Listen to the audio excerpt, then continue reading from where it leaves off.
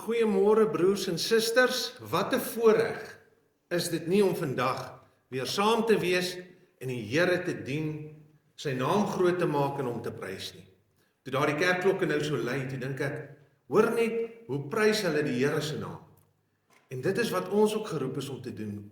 Alles op die aarde moet die Here prys. En dis vir my voorreg om vandag weer hierso te wees saam met julle. Ek hoop ook dat vandag julle hier is om die Here te ontmoet en om die Here op 'n manier te ervaar soos wat u hom nog nooit voorheen in die lewe ervaar het nie. Want hy kom ook om ons hier in die erediens te ontmoet. Dan al my preke wat ek gepreek het hier by NG Oos is op video beskikbaar. Daar is 'n link. Julle kan almal net na die tyd vir Suster Jerine vra, dan sal sy vir julle die link gee. Die van julle wat weer na die preke wil luister, vandag se preek word ook op video opgeneem.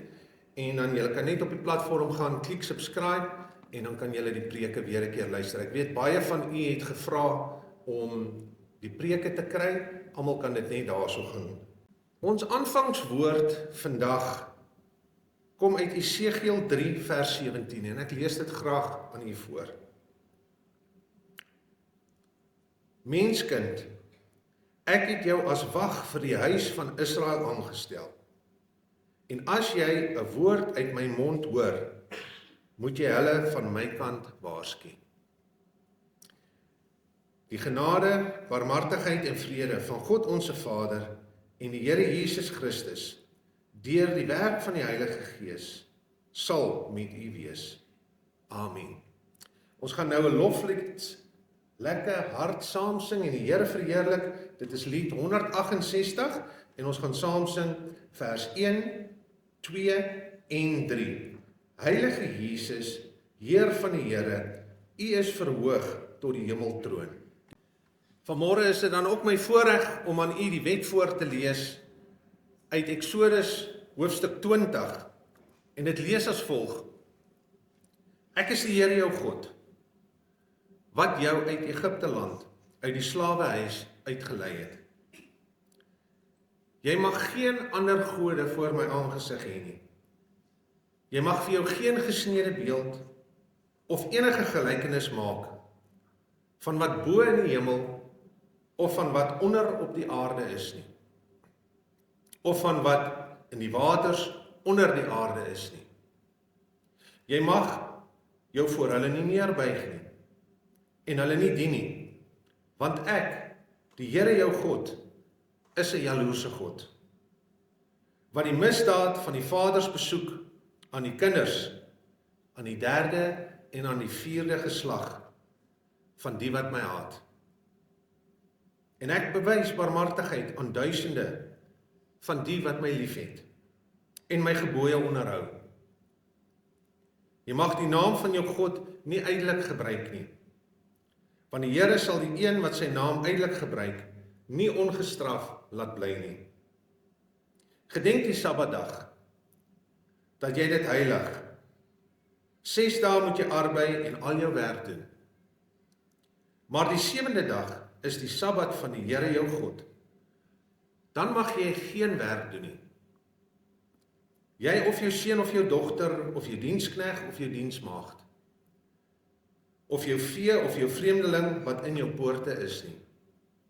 Want in 6 dae het die Here die hemel en die aarde gemaak, die see en alles wat daarin is. En op die 7de dag het hy gerus. Daarom het die Here die Sabbatdag geseën en dit geheilig. Eer jou vader en jou moeder, dat jou dae verleng mag word, wat die Here jou God aan jou gee. Jy mag nie doodslaan nie.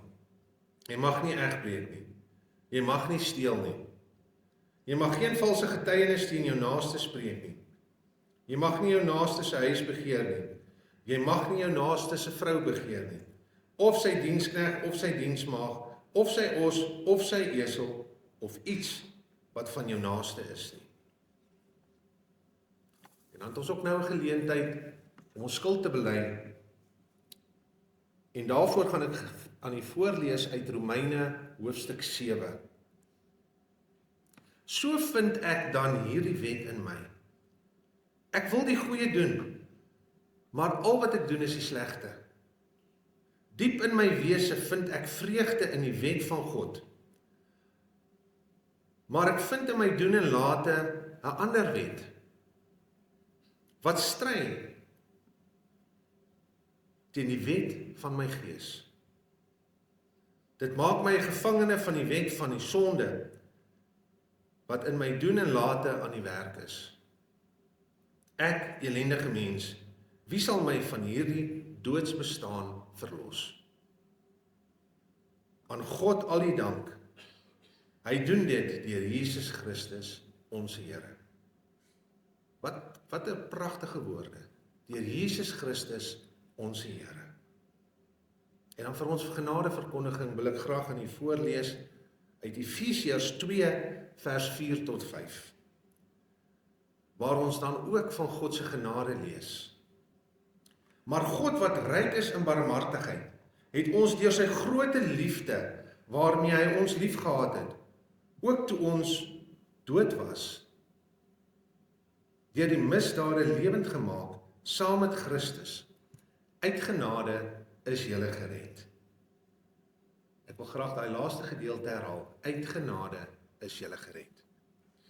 Geliefdes, kom ons staan en bely ons geloof deur die 12 artikels saam hardop te sê, waarna ons gaan bly staan vir die sing van Gesang 93. Baie dankie.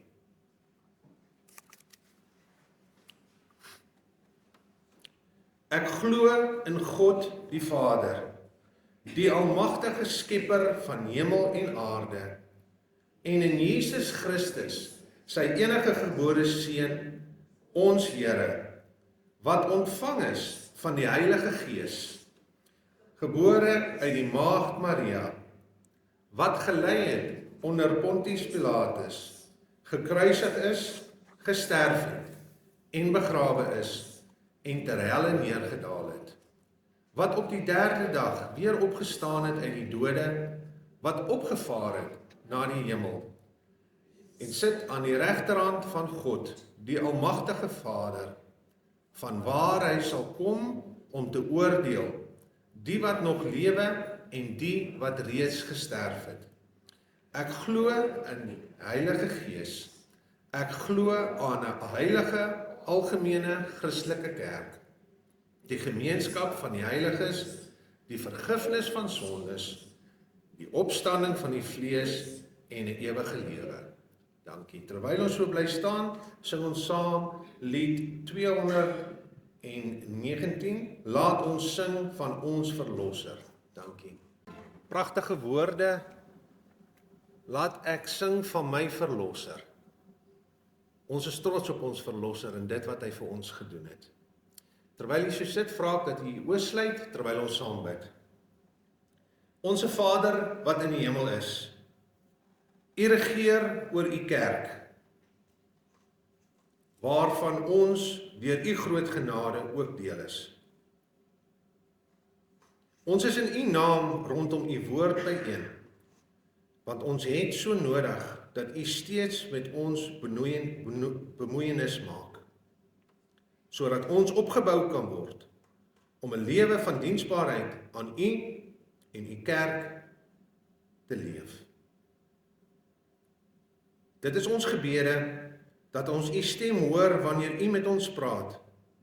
Daarom bid ons dat U dit werklik rustig maak in ons en alle ander gedagtes wegneem, sodat ons net U stem hoor. Ons is bewus van die voorreg om in hierdie erediens te wees, om hier na U woord te luister. Dankie dat ons kan deel in die gemeenskap van gelowiges, waarmee U soveel moeite elke dag doen. Here, dankie dat U ons deel van U kerk op aarde gemaak het. Dankie dat U ons ook laat deel in die werksaamhede van U kerk op aarde. Here, ons loof U vir die liefde en genade waarin U ons laat deel. En ons loof U vir medegelowiges met wie ons in U liefde mag deel. Ons bid hierdie dinge In Jesus Christus naam. Amen. My broers en susters, my skriflesing vanmôre kom uit Efesiërs 4 vers 1 tot 13 en die van u wat die woord van die Here by u het vanoggend, is welkom om daarin te blaai. Efesiërs 4 vers 1 tot 13.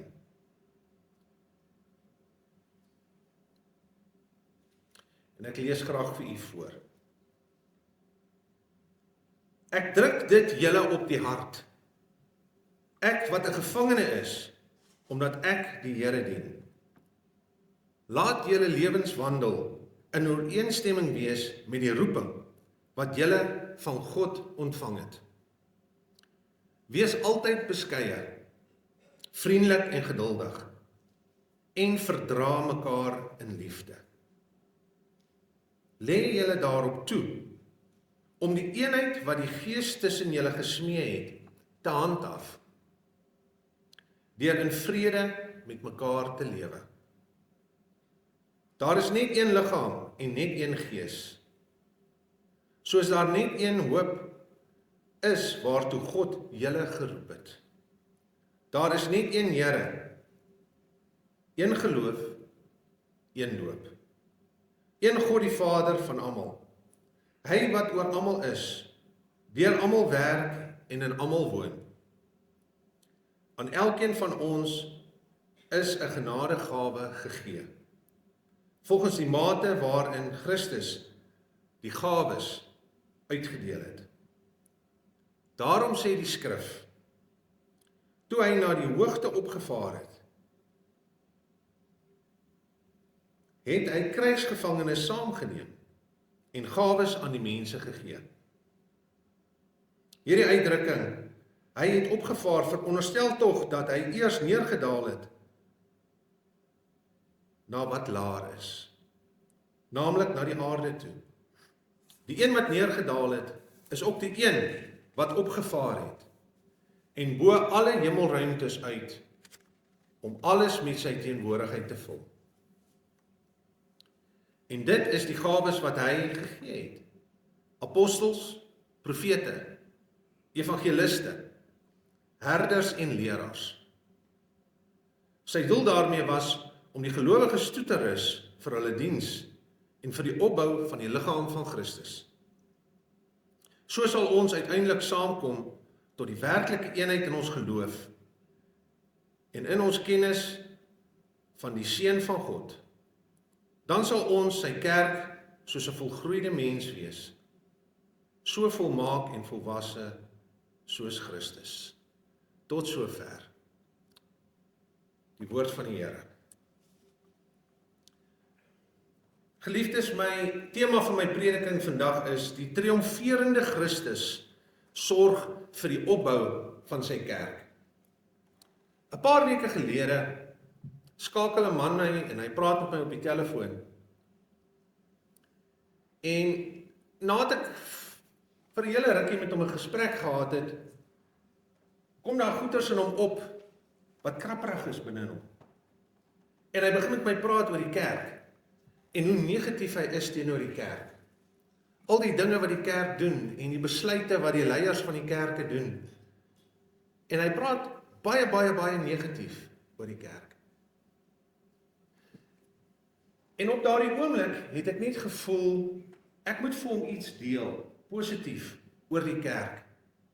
Want die kerk is nie ons kerk nie, dis Christus se kerk. En ons moet Christus se kerk ook eer en verdedig. En ek praat met die man, en nadat ek so 4-5 minute met hom gepraat het, kan ek sien, hy begin dink aan wat ek sê. En ek glo dat die gedagte by hom opgekom het, miskien is ek verkeerd, om so te praat van die kerk. So negatief te praat, almal so te kritiseer. En dit was vir my 'n wonderlike voorreg, dat ek vir hom iets positiefs kon sê oor die kerk.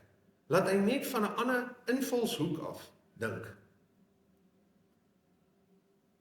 Die kerk van ons Here Jesus Christus bestaan al vir 2000 jaar. Vanaf die uitstorting van die Heilige Gees tydens Pinkster beleef die kerk teenkante. van Satan en sy bose magte, wat daarop uit is om die kerk te vernietig. Metodes om die kerk te vernietig, wat met tyd tot tyd verander, het geensins van haat en nyd ontbreek nie. Ook in ons tyd gaan die aanslag van en die magte van Satan teen die kerk net aan en duur voort. En dit sal natuurlik voortduur tot wanneer ons Jesus sien kom op die wolke. Daarom beleef ons ook teenkanting en stryd teen ons eie kerkverband. Ons is bekommerd oor dalende lidmate, die toenemende afdwalings van lidmate, wat bewys dat die stryd steeds ewig is. Ons is bekommerd oor die finansies van die kerk en die feit dat die jonger geslag nie meer kerk toe kom nie en al hoe meer sekulêr begin raak.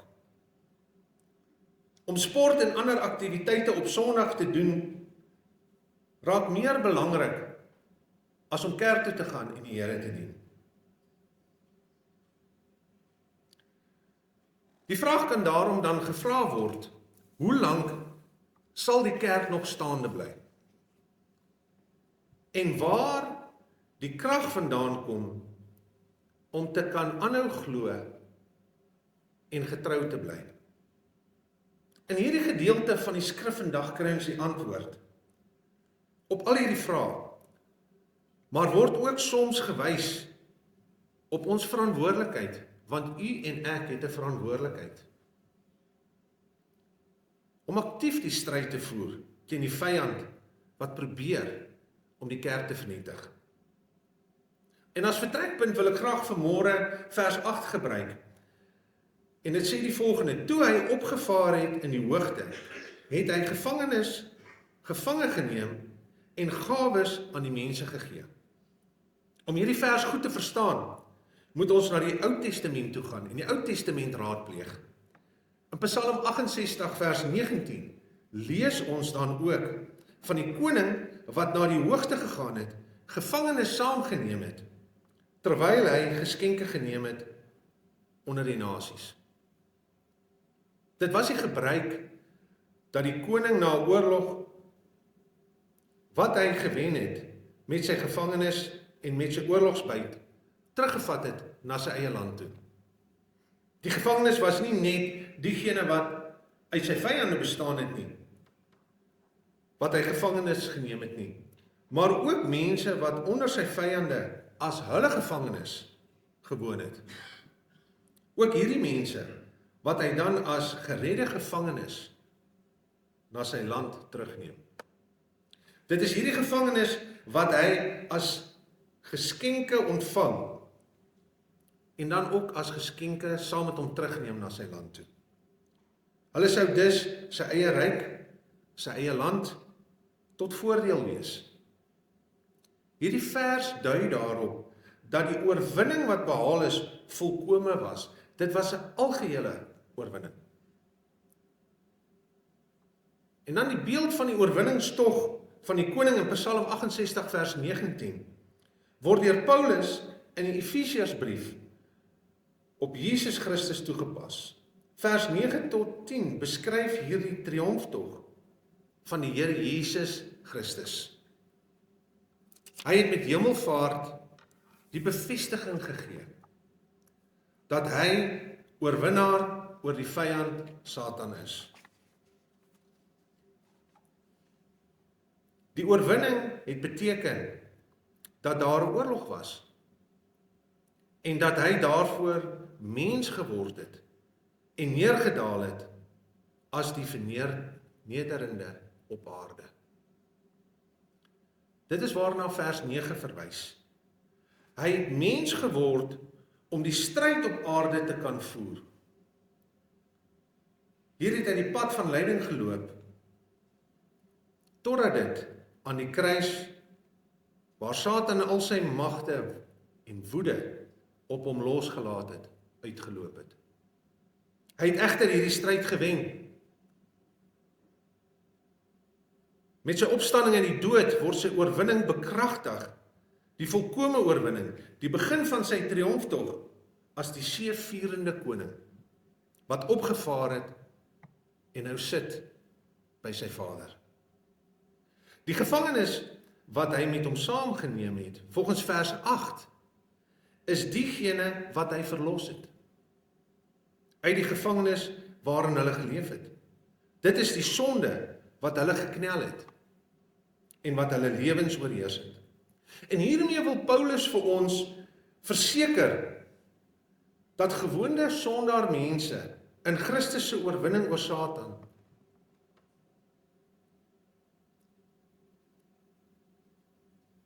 in oorvloed kan lewe en in oorwinning kan lewe. Dit was die mense wat op aarde geleef het, wat vasgevang was in sonde. Hulle word verlos en word dan deel van die triomftog van Jesus Christus. So voltooi hy sy versoeningsdaad, waardeur die sondaar mens met God versoen kan word en verlorenes weer lewe kan vind. Hierdie gevangenes word dan wel geredde mense vir wie Jesus Christus gesterf het. En wat weet waarheen hulle na die dood gaan. En dan word daar ook nou gawes aan hierdie mense gegee. Deur wie die kerk in haar aardse stryd standvastig sal bly. Die wete van verlossing en genade en die werklikheid om as oorwinnaars te kan lewe, maak hulle standvastig en vasberade in hulle stryd. Deur hierdie oorlog en oorwinning het die kerk van Jesus Christus haar beslag gekry. Prys die Here. Dit is die grond en rede vir haar bestaan. En die byeenbring van sondaars as sy kerk op aarde. Die kerk kon nou self na die hemelvaart van Jesus Christus in die troos lewe, dat sy 'n sekere bestemming het, wat verby hierdie lewe op aarde strek. Die pad het nie geëindig met die hemelvaart nie. Christus vaar met eer op in die hemel om finaal die pad van oorwinning aan te dui en die bestemming van sy kerk vas te maak. Dit is waarheen al hierdie dinge wys. Die volgende verse spel vir ons uit hoe die kerk staande bly en op die pad na finale oorwinning leef en streef. Die Here het geweet dat sy kerk op aarde in 'n stryd gewikkel is. Ons ken dit tog baie goed, want ons hoor ook hoe die kerk bedreig word en die boodskap wat die kerk uitdaag. Argumente wat die kleur van egtheid dra, word ingespan om verwarring te saai en so die stryd teen die kerk aan te blaas. Die kerk is egter nie hulpeloos en kragteloos nie.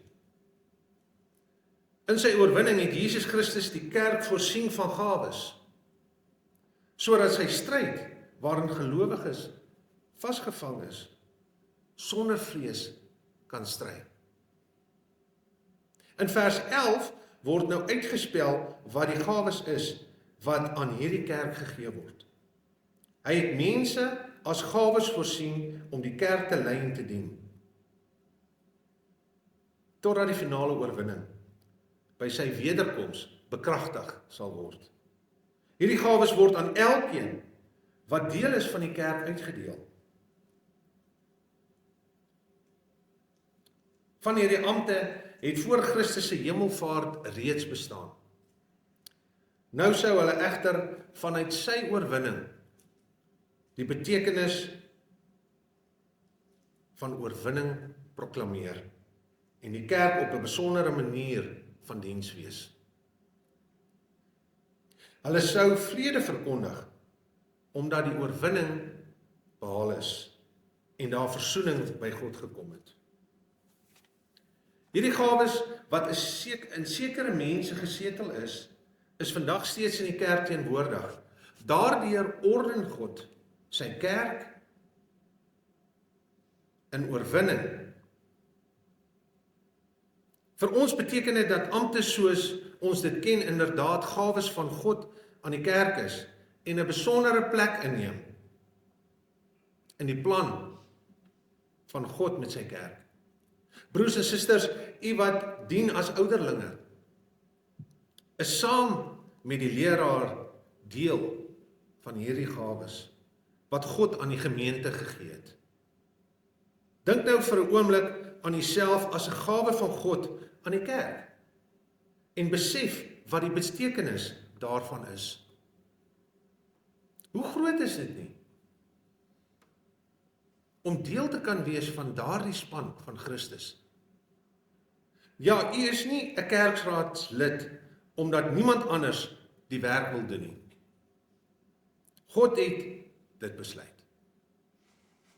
U is nie in die eerste plek aan die gemeente verantwoordelik vir die optrede nie, maar aan die Here.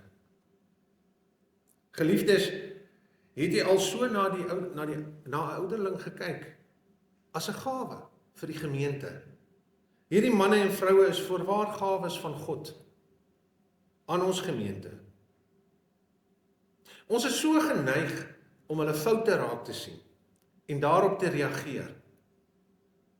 Maar hulle is werklik gawes aan die gemeente. Hulle is gawes aan die kerk om 'n besondere taak te verrig. Vers 12 sê dat hulle die heiliges moet toerus vir hulle dienswerk tot opbouing van die liggaam van Christus. 'n Ouderling is iemand wat aktief besig is in sy gemeente. Hulle moet mense bemoedig wat met probleme worstel. Hulle moet mense vermaan wat in sonde lewe. Hulle moet mense versterk met die woord en saam met hulle tot God bid. Die gemeente moet geleer word om die leer van God te ken en dit toe te pas. Hulle moet geleer word om dwalinge te erken en dit te bestry. U arbeid, broers en susters, moet daartoe lei dat mense tot geloof in Jesus Christus kom en in daardie geloof volhard en voluit vir Christus te lewe. Die kerk word gereed gemaak om met waardigheid in Christus se triomftog te deel. En so is dit dan ook dat elke kerkraadslid moet besef waarin hy of sy skuldig is wanneer hulle nie doen wat God van hulle verwag nie. In Jesegiel 33 word geleer dat die bloed van die mense wat nie gewaarsku is nie, van die hoof van die wag geëis word. Om in 'n ampt te wees is heerlik, maar dit eis geweldige verantwoordelikheid. Daar moet 'n werklike besef wees van die grootheid en die voorreg om 'n kerkraadslid te wees.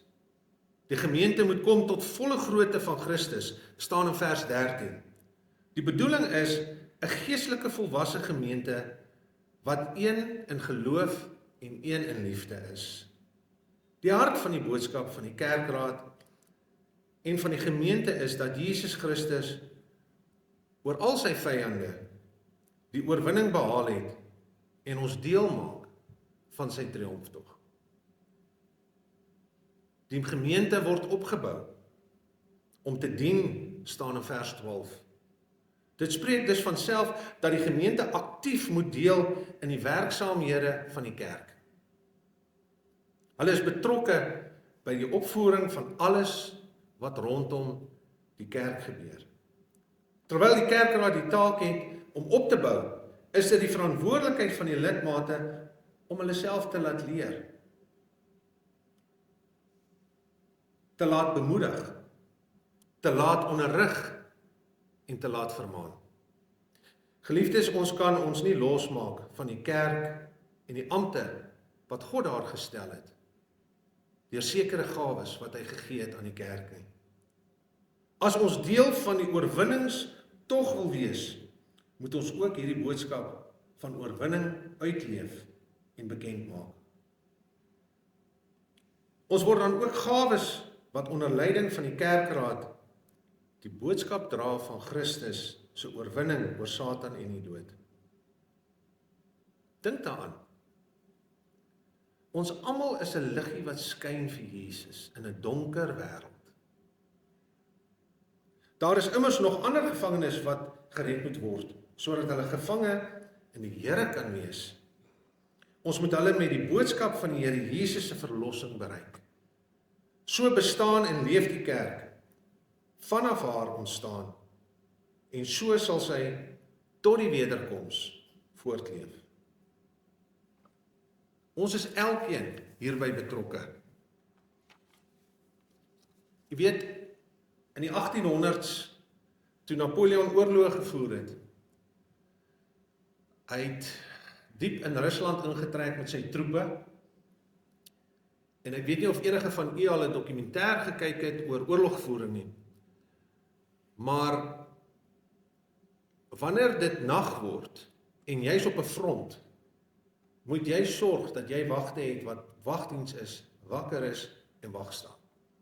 Want die vyand kan altyd in die aand kom en jou oorrompel, want julle is teen mekaar. En Napoleon Bonaparte was 'n man wat net nodig gehad het om 4 ure aan te slaap. Waar hy sy energie vandaan gekry het, sal min mense weet. Maar ek dink hy het 'n visie gehad en 'n doel wat groot was, en dit het hom wakker gehou, want hy was opgewonde oor dit. En Napoleon het besluit, hy gaan bietjie stap tussen die troepe wat nou op wagdiens is, want hy kon nie slaap nie. En toe hy eind gestap het, toe kom hy op 'n wagpos af, waar 'n enkele troep op wagdiens was. En hierdie troep was aan die slaap gewees. Maar Napoleon het ook, soos die Engelsman altyd sê, compassion gehad. Hy het geweet sy troepe het hard geveg. Sy manne is moeg. Napoleon vat toe die jong man se geweer en hy staan toe wag vir die res van die aand in daardie man se pos. En jy weet, op dieselfde manier het Christus ons geroep om wag te staan. Maar daar is tye wat ons moeg word. Ons raak moedeloos oor die negativiteit teenoor die kerk. Ons word kwaad. En dit is daardie oomblik wat ons wagpos los. Maar weet jy wat? Christus se genade is so groot, dat Christus kom nog steeds, en Christus staan vir ons wag, totdat ons weer die pos kan oorvat. En dit is wat Christus met sy kerk doen. Almal van ons speel 'n rol in die opbou van die kerk, en om die evangelie uit te brei. Broer JP, jy wat die video's maak, speel 'n rol in die evangelie. Die evangelie word verkondig deur die video's wat jy maak. Suster Irina, die musiek wat jy maak, tot verheerliking van God, saam met al ons voorsangers. Fabio, jy wat die klank doen, jy speel ook 'n rol in die liggaam van Christus. Suster Wiekie en ouma Poppie wat altyd hier voorsit, en vir elkeen 'n ou lekkertjie gee, glimlag. Dit maak 'n mens se hart so bly, dit bou mens op elke week. Broer Bossie wat so getrou is in sy amp, die Here so dien en 'n voorbeeld is vir ons. Broer Piet, wat elke dag besig is by die kerk, al die probleme uitsorteer. Die van u wat op deurdiens is, daar sal staan by die deur, omdat jy doen dit vir Jesus, jy doen dit nie om jy doen dit vir Jesus Christus. Suster Wilna, vir al die bydraes wat jy gee in die kerk, jy is besig om die evangelie van Christus uit te bou. Ons susters wat koffie maak. So het elkeen van u 'n spesiale rol wat u speel in die kerk, sodat ons as 'n familie Jesus Christus saam kan dien. En dan wil ek ook vir u sê, geliefdes, dat die voortbestaan van die kerk vir baie mense 'n groot bron van kommer is. Moedeloosheid en vrees is egter onnodig. Jesus Christus het ons stryd vir ons gestry en hy het reeds oorwin. Deur sy oorwinning sal die kerk bly staan tot die wederkoms. Ons triomferende koning het ons nie sonder die nodige middele gelaat om die werk te voltooi nie. Hy het ons toegerus met die wete van verlossing en het aan ons gawes gegee om as sy kerk voort te leef. Die leraar en ouderlinge is gawes aan die kerk wat ons van die oorwinning van Jesus Christus vertel. Maar elkeen van ons is ook geroep om hom te dien, terwyl ons as kerk op aarde in oorwinning leef. U as gelowige het 'n baie groot rol om te speel. U is nie 'n toeskouer nie, maar u neem deel aktief aan hierdie wedstryd. U mag vra, maar hoe kan ek help? Klein dingetjies. Ek het eendag na 'n film gekyk en die persoon het in Engels gevra, "How do we change the world?" En die ander persoon het hom geantwoord, "By one small random act of kindness at a time." Dis al. Moeder Teresa het dit net so mooi gestel. Sy het gesê, as jy nie 100 mense kan kos gee nie, gee vir een mens kos. Dis 'n begin. U kan iemand verwelkom by die kerk. U kan 'n lidmaat besoek wat siek is. U kan 'n lidmaat of besoeker nooi om by u ete te kom eet. U kan 'n instrument speel of sing. U kan 'n broer of suster komplimenteer en hulle talente raak sien. Erken die bediening wat God in jou broer en suster gesit het of gegee het. En moedig hulle aan om daardie bediening in die kerk uit te leef. Spog met jou broers en susters. Wees getrou in erediens bywoning. Nooi familie en vriende uit na 'n erediens toe. Wees bereid om te dien in 'n leiersposisie. Deel jou talente. Belangrikste, spandeer tyd met God se woord. Dra jou gemeente en kerkraad op in gebed elke dag. Wees lief vir jou boeties en sissies in Christus. Deel jou getuienis met ander, sodat Christus verheerlik kan word. En dan laastens, bly op jou pos, sodat God van jou kan sê, "Welgedaan, my seun, my dogter, jy het die wedloop voltooi. Jy het nie jou pos verlaat nie.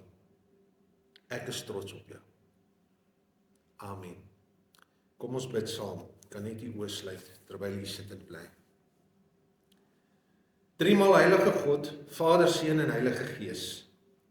Ons bid tot U met die diepe besef van U heiligheid en ons eie nietigheid. Ons is maar al te bewus van die voorreg om U naam op ons lippe te neem, terwyl ons so onwaardig daartoe is. Ons is onwaardig om enige aansprake te maak op U liefde, omdat ons so ontbloot is in ons sonde. Vader, ons dank U dat U ons verhef tot baie meer as wat ons verdien of ooit sal kan bereik. U maak ons U kinders en bind ons saam as gelowiges om U kerk op aarde te wees.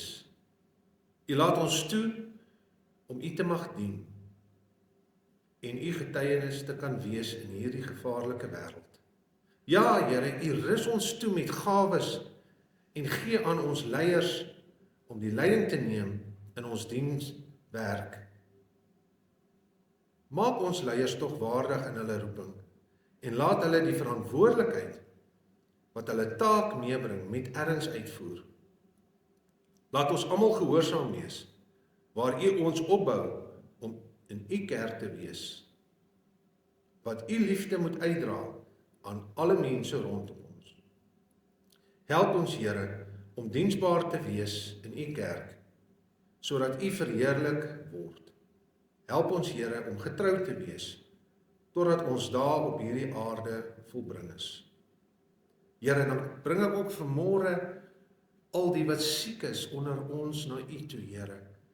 Here, en ons weet dat U woord sê, deur U wonde het daar vir ons genesing gekom, Here, en ons spreek daardie genesing in die naam van Jesus oor die wat siek is, Here. Want ons weet, Here, U is die groot geneesheer, en ons vra, Here, dat U hulle sal aanraak. Ek bid ook, Here, vandag vir enige persoon wat hier mag sit met finansiële probleme, Here. Here, ons weet, U is ons bron, en ons kan net op U vertrou. En ek vra, Here, dat U vir daardie persoon vandag sal deure oopmaak en sal help. Want ons weet U woord sê, die Here is my herder, ek sal niks ontbreek nie. Daarom weet ons, Here, U voorsien ook vir ons. En vir al hierdie dinge dank ons U, Here. Aan U kom toe al die eer en heerlikheid tot in ewigheid. Amen. Ek gaan nou tyd gee vir die offergawes om opgeneem te word. Baie dankie. My geliefde broeders en susters, medewerkers in die koninkryk van ons Here, ontvang nou die seën van die Here. Mag dan nou die genade van ons Here Jesus Christus en die liefde van God, ons Vader, en die leiding van die Heilige Gees met u wees en bly. Amen.